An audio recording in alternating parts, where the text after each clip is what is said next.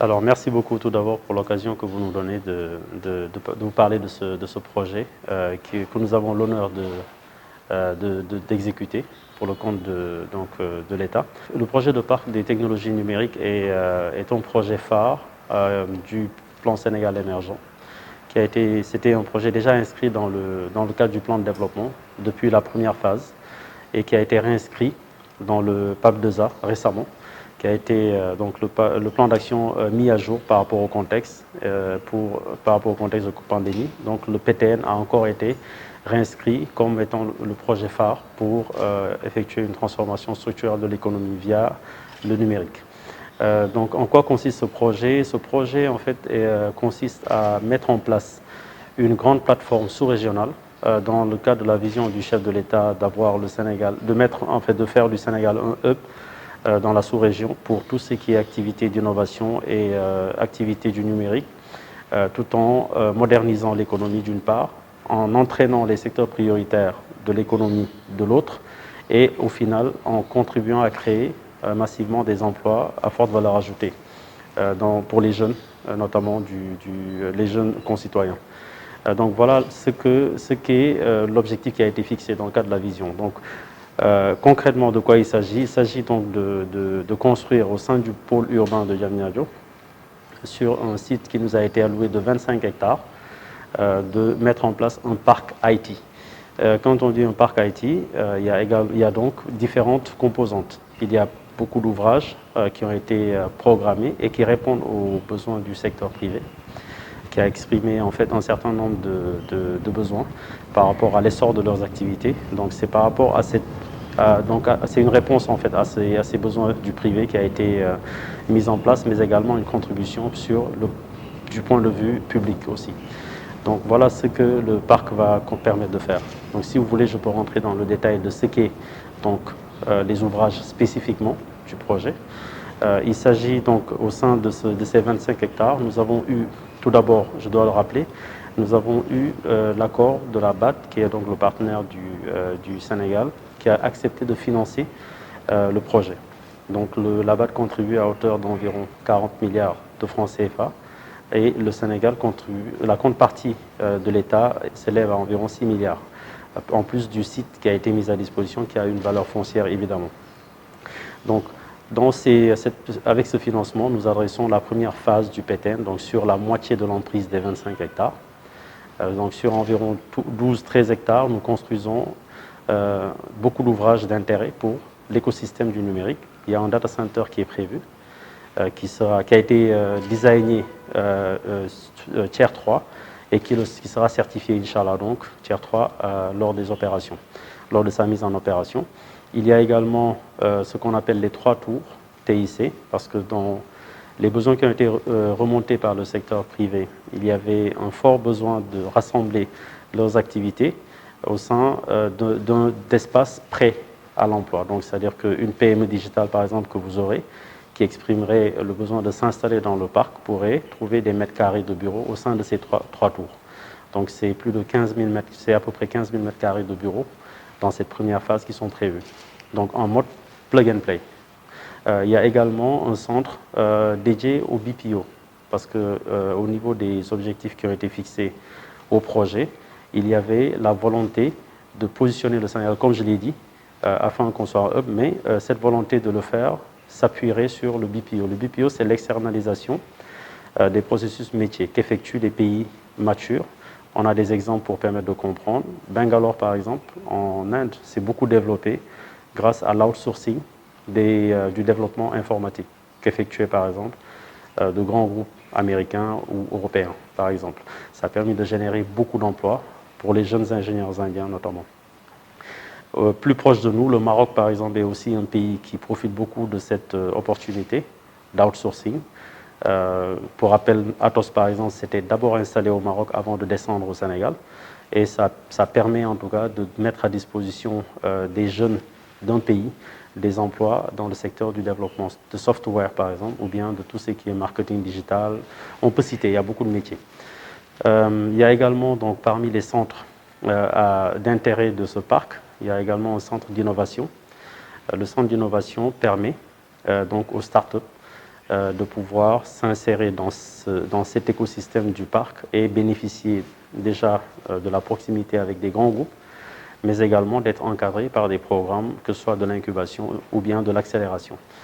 Donc des programmes seront définis dans ce centre d'innovation dédié aux startups. Il y a également un centre de production audiovisuelle et de contenu multimédia. C'est un centre qui répond aux besoins et aux problématiques du secteur de l'industrie créative.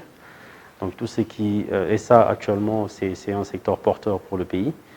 Il n'y a qu'à constater le nombre de productions de contenus digitaux et de contenus numériques que nous constatons, que ce soit dans la production de séries, de gaming par exemple, ou bien de tout ce qui est industrie créative avec des produits digitaux adaptés à la culture que nous avons.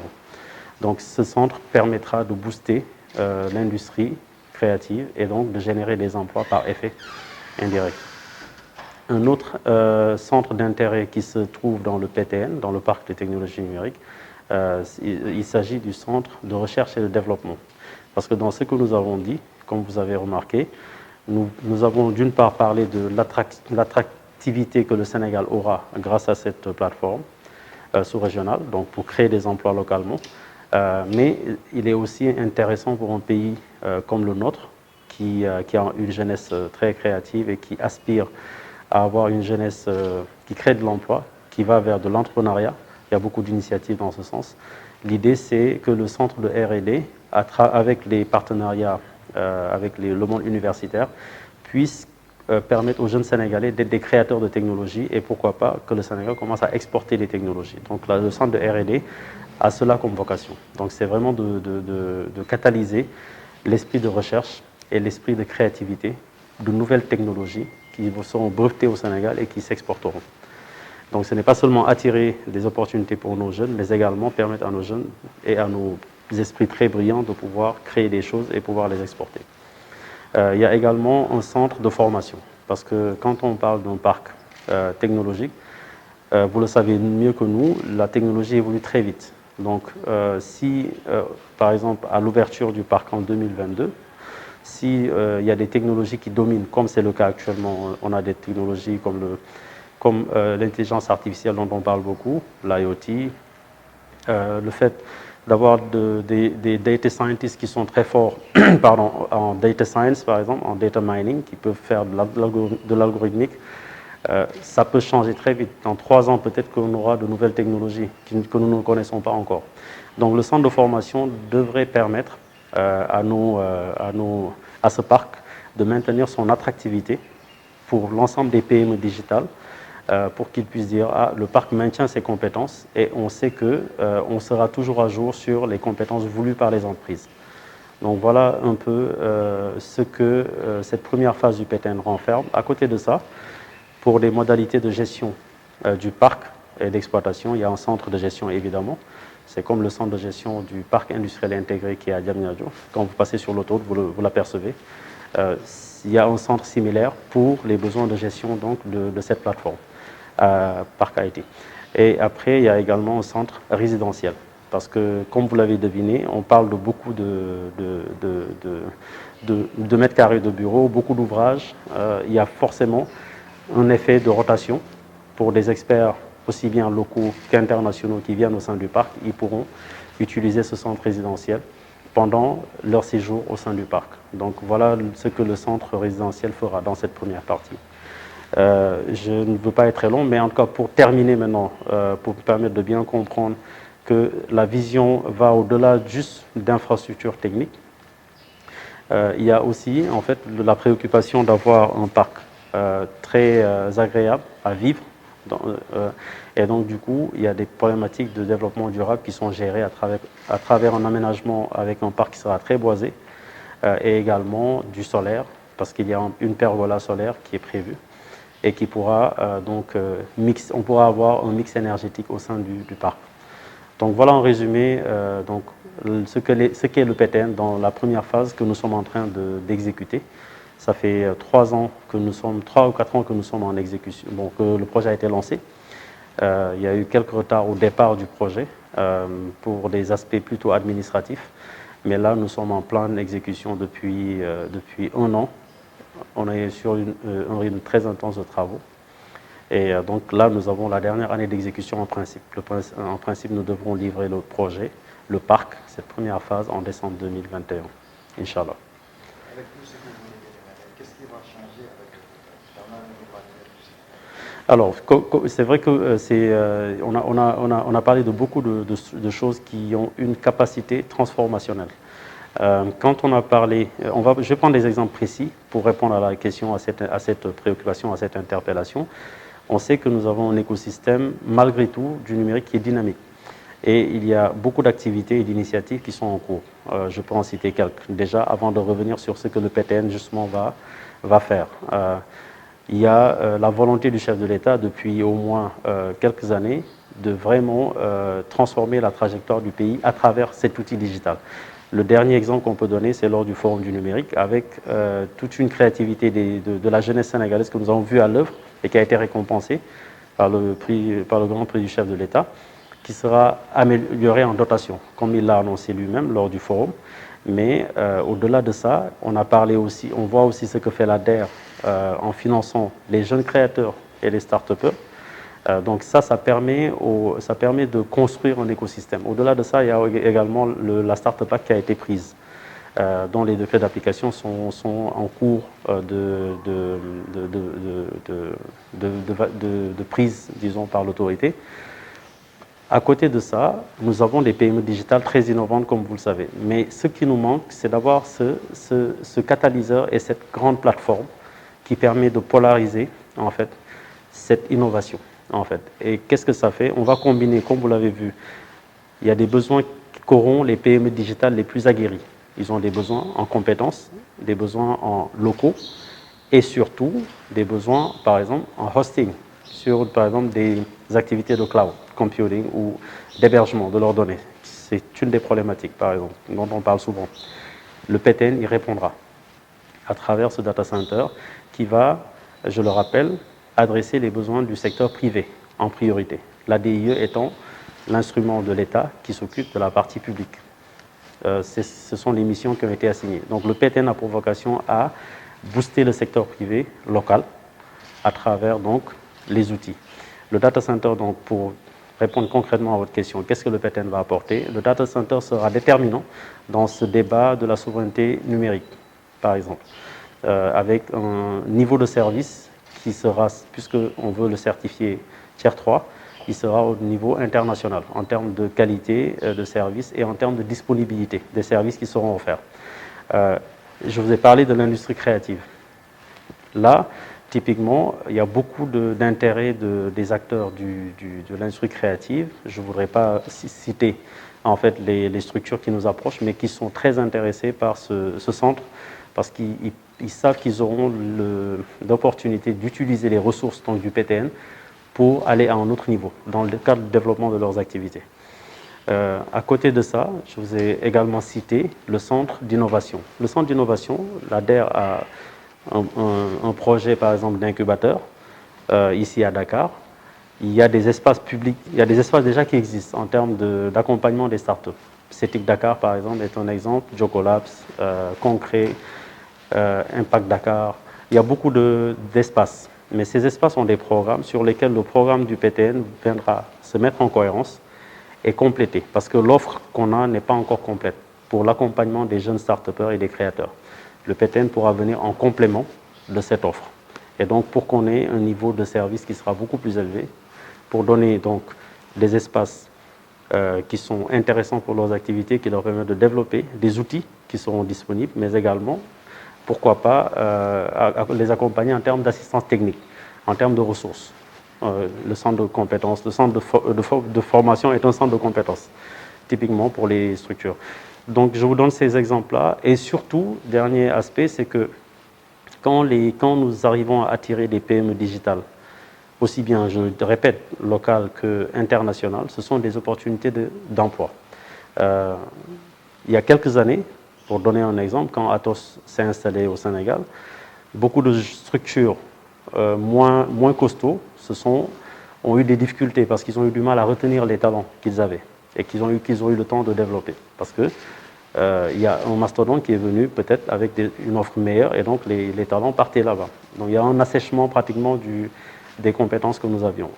Donc, quand on a ce type d'arrivée, on préparera évidemment des programmes sur le capital humain pour qu'on ait des compétences qui sont qu'on ait des promotions par exemple d'ingénieurs en IT qui sont plus grosses, parce que si on veut attirer et créer des milliers d'emplois comme nous voulons le faire dans le PTN, c'est une chose de réaliser les infrastructures, c'est une autre que de travailler avec le monde universitaire, les écoles de formation, pour qu'il y ait des curricula en fait qui permettent de recycler des jeunes diplômés qui sont peut-être dans la sociologie, dans les sciences humaines. Ils pourront être recyclés avec des formations très courtes pour faire du marketing digital, pour essayer de travailler dans le domaine de l'écosystème du numérique. Donc voilà un peu ce que le PTN pourra permettre de faire. C'est une vraie catalyse, c'est un vrai effet catalyseur sur les autres secteurs de l'économie. Et pour finir, vous le savez mieux que nous, le digital est un outil transverse.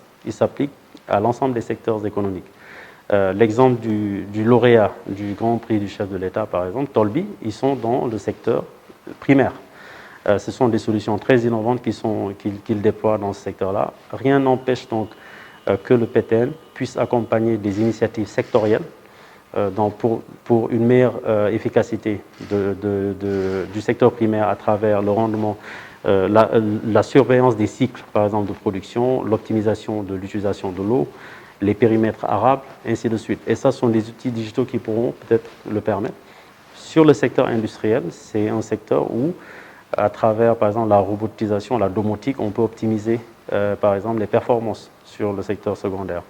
Et sur le secteur naturel des services, qui est le secteur de l'IT, on parle de fintech, on peut parler de edtech, des plateformes qui permettent d'aider même sur la santé, ainsi de suite, ainsi de suite.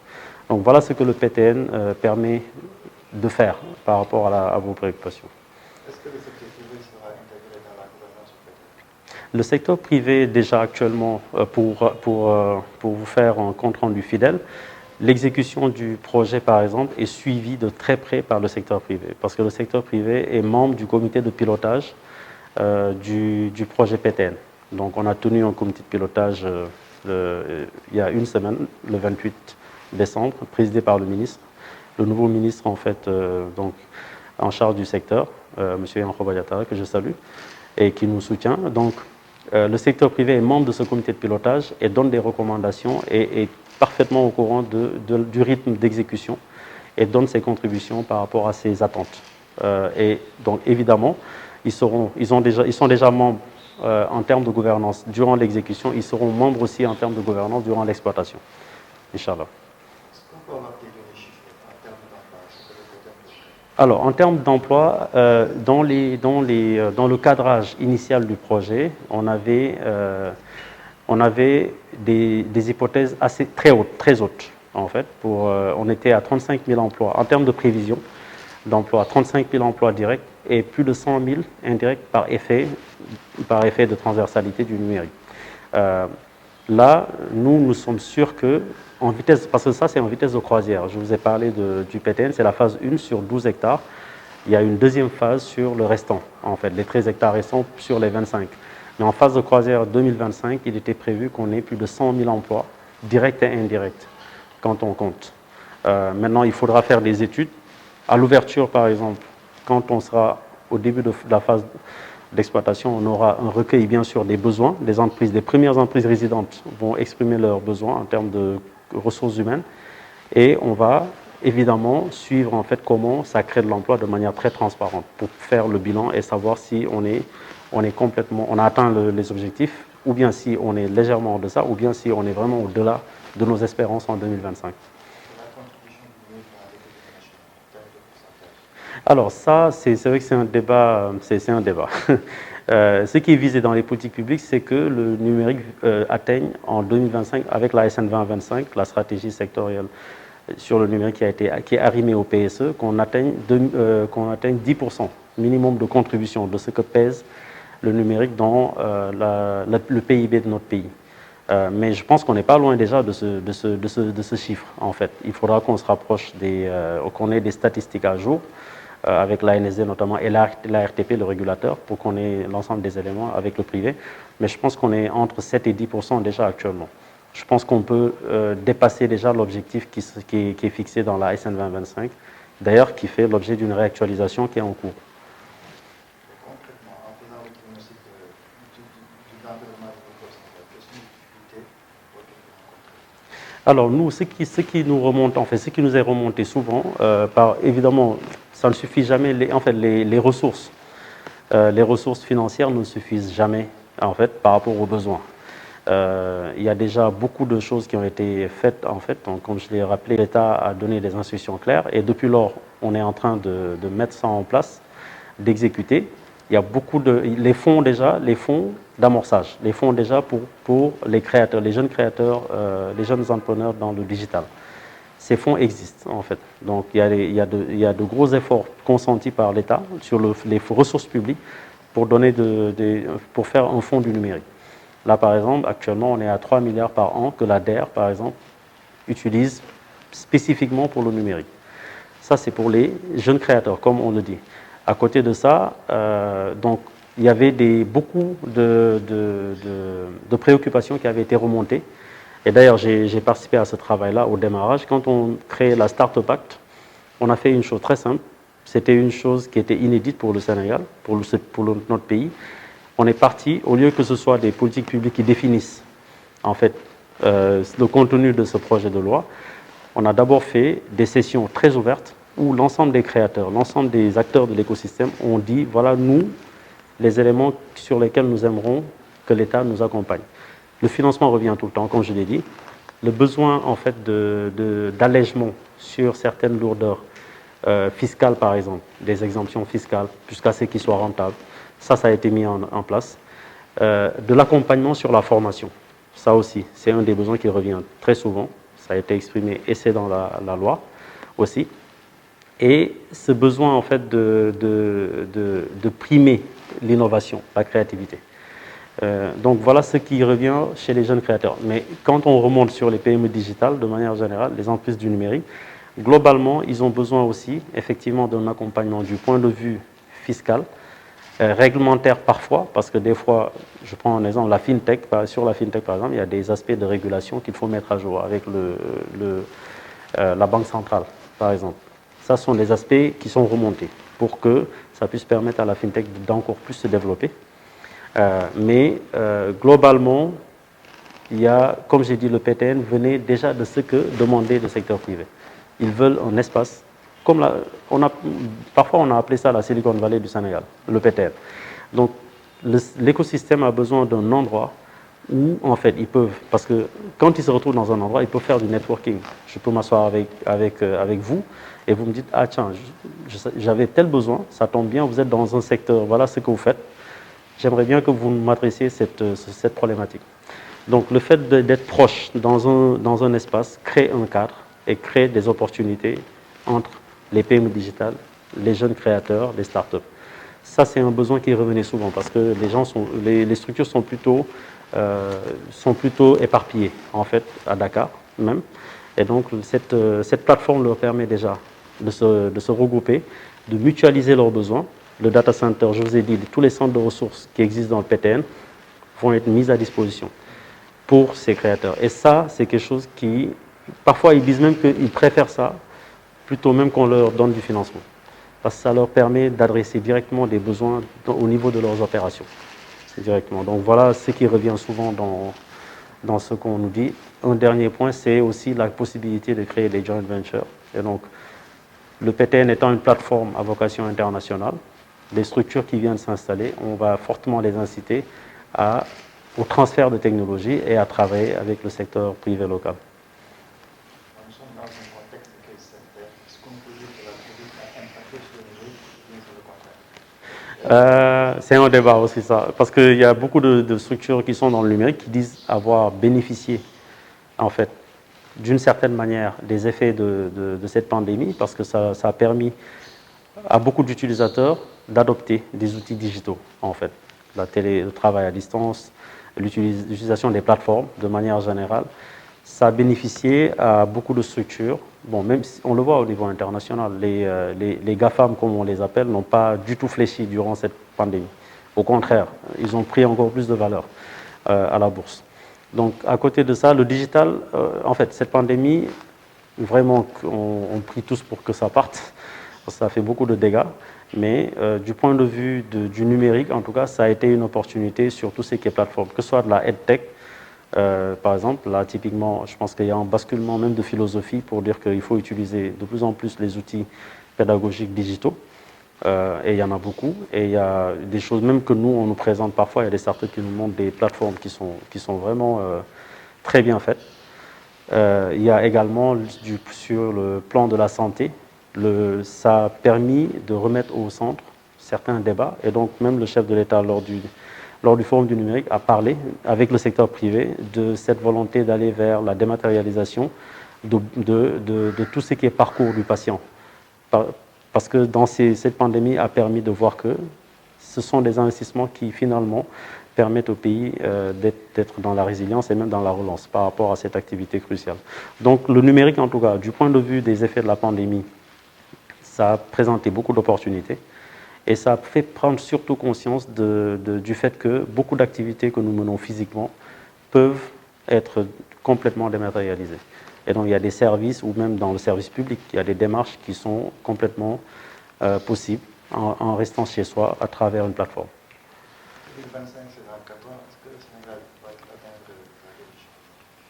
la nous, en tout cas, c'est l'instruction que nous avons eue et nous travaillons dessus et nous sommes optimistes en fait. Nous pensons que, en tout cas, quand on regarde tout ce qui est fait dans le secteur du numérique, quand on regarde dans le cadre de la vision donc, du chef d'État et toutes les initiatives qui sont en train d'être déroulées, je pense qu'on peut être optimiste par rapport à 2025, qui est donc effectivement l'horizon de la SN 2025. Donc il y aura une mise à jour certainement après la mesure de ce qu'on a atteint ou pas. Mais clairement, le PTN, la contribution du PTN sera très significative, Inch'Allah, en 2025. On verra les effets de la mise à jour du cadre juridique et réglementaire par rapport aux startups et au monde, l'écosystème de l'innovation. Et dernier point, on verra aussi, à mon avis, une meilleure adaptation des profils de nos diplômés, donc de notre jeunesse et de notre capital humain, par rapport aux besoins du futur et des technologies à venir. Donc moi, je suis optimiste par rapport à ça. Merci à vous.